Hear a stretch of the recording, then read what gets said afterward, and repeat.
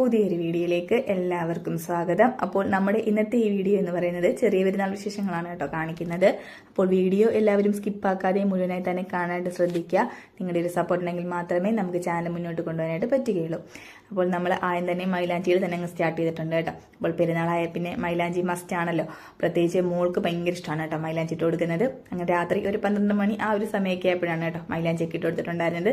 പിന്നെ പിറ്റേന്ന് രാവിലെയാണ് കേട്ടോ നമ്മൾ വീഡിയോ ഒക്കെ എടുത്ത് സ്റ്റാർട്ട് ചെയ്തിട്ടുണ്ടായിരുന്നത്. അങ്ങനെ രാവിലെ നമസ്കാരവും കാര്യങ്ങളൊക്കെ കഴിഞ്ഞിട്ടാണ് ബാക്കി കാര്യങ്ങൾ നമ്മൾ ചെയ്യുന്നത്. നമ്മൾ രാവിലെ തന്നെ ഒരുവിധം ജോലികളെല്ലാം അങ്ങ് സെറ്റ് ചെയ്ത് വെക്കും കേട്ടോ. അപ്പോൾ പിന്നെ നമുക്ക് ജോലി എളുപ്പമായല്ലോ. അങ്ങനെ നമ്മൾ ആദ്യം തന്നെ ബീഫ് കറിക്കുള്ളതൊക്കെ ഒന്ന് ചെറിയ പീസാക്കി അരിഞ്ഞ് വെച്ചിട്ടുണ്ട്. പിന്നെ നമ്മൾ ഇന്നത്തെ നമ്മുടെ സ്പെഷ്യൽ എന്ന് പറയുന്നത് മന്തിയാണ് കേട്ടോ. അപ്പോൾ ബീഫ് മന്തിക്കുള്ളതും നമ്മൾ കുറച്ച് വലിയ പീസാക്കി തന്നെ കട്ട് ചെയ്തെടുത്തിട്ടുണ്ട്.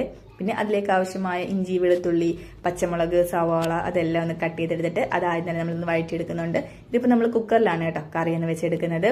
എന്നിട്ട് പിന്നെ നമ്മൾ മസാലപ്പൊടികളൊക്കെ ഇട്ട് കൊടുത്തതിന് ശേഷം പിന്നെ നമ്മൾ ബീഫൊക്കെ ഇട്ടു. പിന്നെ നമ്മൾ കുറച്ച് ഫ്ലേവറിന് വേണ്ടി കുറച്ച് മല്ലിയിലയും കൂടെ ഒക്കെ ഇട്ട് കൊടുത്തിട്ടുണ്ട്.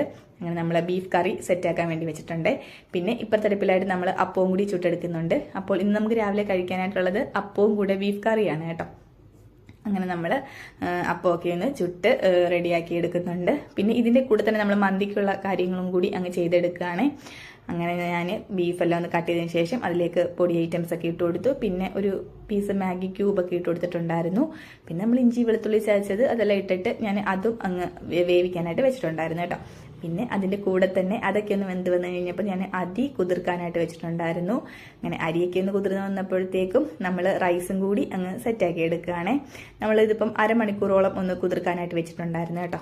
എന്നിട്ട് നമ്മൾ വേഗം തന്നെ വെള്ളമൊക്കെ ഒന്ന് തിളപ്പിച്ചെടുത്തു. എന്നിട്ട് പിന്നെ അരിയും കൂടി ഇട്ടിട്ട് ആ പരിപാടിയും കൂടി നമുക്ക് കഴിഞ്ഞിട്ടുണ്ടായിരുന്നു. പിന്നെ നമ്മൾ വേറൊരു പാത്രം എടുത്തിട്ട് അതിലേക്ക് നമ്മൾ ബീഫ് ഞാൻ കുറച്ച് ചാറൂടെ കൂട്ടിയിട്ടാണ് കേട്ടോ ഒഴിച്ചിട്ടുണ്ടായിരുന്നത്. പിന്നെ ഞാൻ നല്ല രീതിയിൽ ഒന്ന് ഡ്രൈ ആക്കി എടുത്തിട്ടുണ്ടായിരുന്നു. ശേഷം നമ്മൾ വേവിച്ച റൈസും കൂടി ഇട്ട് കൊടുത്തിട്ട് എല്ലാം സെറ്റ് ചെയ്തെടുത്തിട്ടുണ്ടായിരുന്നു. അങ്ങനെ നമ്മുടെ മന്തിയും ഇവിടെ സെറ്റായിട്ടുണ്ട്. ഇനിയിപ്പോൾ നമുക്കിതങ്ങ് അടച്ചു വയ്ക്കാം. അങ്ങനെ നമ്മുടെ ഏകദേശം അടുക്കളയിലത്തെ പണികളെല്ലാം കഴിഞ്ഞിട്ടുണ്ട്. പിന്നെ ഇക്കായും മോനും കൂടി പള്ളിയിൽ പോകാനായിട്ട് ഇറങ്ങിയിട്ടുണ്ടായിരുന്നു. അങ്ങനെ അവർ പള്ളിയിലൊക്കെ നമ്മൾ വിട്ടതിന് ശേഷം പിന്നെ അവർ പള്ളിയിൽ പോയിട്ട് വന്നതിന് ശേഷമാണ് കേട്ടോ കഴിക്കാനായിട്ട് ഇരുന്നിട്ടുണ്ടായിരുന്നത്. അങ്ങനെ നല്ല അടിപൊളി അപ്പവും ബീഫ് കറിയൊക്കെ കഴിച്ചു. പിന്നെ നമ്മൾ കുറേ ഫോട്ടോസും കാര്യങ്ങളൊക്കെ എടുത്തിട്ടുണ്ടായിരുന്നു കേട്ടോ. അതിനുശേഷം പിന്നെ ഉച്ചയൊക്കെ ആയ സമയത്ത് പിന്നെ നമ്മൾ കഴിക്കാനായിട്ട് വന്നിട്ടുണ്ടായിരുന്നു. അങ്ങനെ നല്ല അടിപൊളി ബീഫ് മന്തി നമ്മൾ സെറ്റാക്കിയിട്ടുണ്ടായിരുന്നല്ലോ. അപ്പോൾ അതൊക്കെ കൂട്ടിയിട്ട് ഉച്ചയ്ക്ക് നല്ലൊരു പിടി പിടിച്ചു കേട്ടോ. അപ്പം ഇതിൻ്റെ കൂടെ നമുക്ക് സൈഡായിട്ടുണ്ടായിരുന്നത് സാലഡും പിന്നെ തക്കാളി ചട്നി ഉണ്ടായിരുന്നു. പിന്നെ മയനൈസ് ഉണ്ടായിരുന്നു കേട്ടോ. അപ്പോൾ നല്ല അടിപൊളി ടേസ്റ്റുള്ള മന്തിയായിരുന്നു. അങ്ങനെ അതൊക്കെ കഴിച്ചു. അങ്ങനെ അതൊക്കെ കഴിച്ചതിന് ശേഷം പിന്നെ നമ്മൾ വീട്ടിൽ പോകാനായിട്ട് പ്ലാൻ ഉണ്ടായിരുന്നു കേട്ടോ. അങ്ങനെ നമ്മൾ പിന്നെ ഉച്ച തൊട്ടേ പ്ലാനിങ് തുടങ്ങിയെങ്കിലും നമ്മൾ ഇറങ്ങിയപ്പോഴത്തേക്കും ഏകദേശം രാത്രിയൊക്കെ ആയിട്ടുണ്ടായിരുന്നു. മഗ്‌രിബിന് ശേഷമാണ് കേട്ടോ ഇറങ്ങിയിട്ടുണ്ടായിരുന്നത്. അങ്ങനെ റൈഹാമോള് മോനിക്ക് ഉടുപ്പൊക്കെ ഇട്ട് കൊടുക്കുന്നുണ്ട്. അവൻ സമ്മതിക്കുന്നില്ല. അവൻ ആകെ നിർബന്ധവും വാശിയാണ് കേട്ടോ. അങ്ങനെ ഇക്കായും കൂടി ഒരുങ്ങി ഇറങ്ങിയപ്പോഴത്തേക്ക് ആൾക്ക് മനസ്സിലായി ഇറങ്ങേണ്ട സമയമായെന്ന്. അപ്പോഴേക്കും ആകെ നിർബന്ധവും വാശിയൊക്കെ അങ്ങനെ വിക്ക പിടിച്ചങ്ങ് പുറത്തോട്ട് കൊണ്ടുപോവാണേ.